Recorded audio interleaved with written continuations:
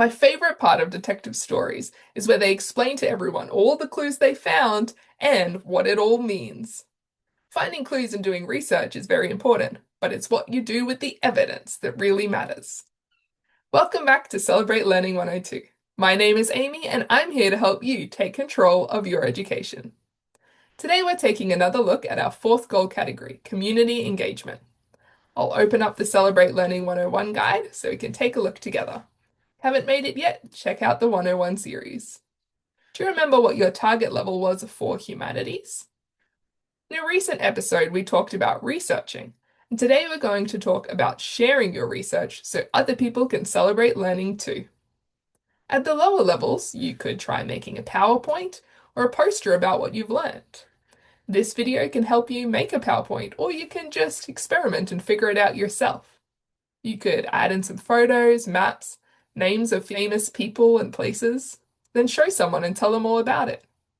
Practice using topic-specific words like economy or migration, and explain why you think things happened. At the middle levels, show and talk about the evidence that you found.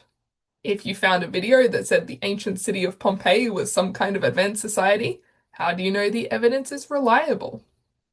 You could download this resource from a free TPT account about proving that a website is credible.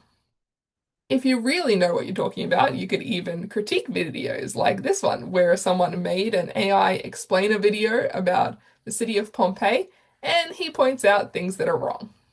At the higher levels, humanities becomes much more like real-world journalism. You could start writing articles on Medium about a topic that interests you. I've been writing articles about education in Australia and Japan on Medium, and I feel a bit like a newspaper journalist. If you really enjoy writing about history, check out the History Challenge, where you can research and write about a specific time period that interests you or that is suggested by the competition. If you hope to go to university in the humanities or social studies field, check out this short YouTube series about writing for the humanities and social sciences. While this video is about researching and writing in the humanities, developing these skills can help you share about all sorts of different topics. So, for example, if you want to write about science.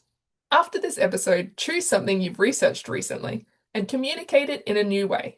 Make a short video, poster, article, or slideshow.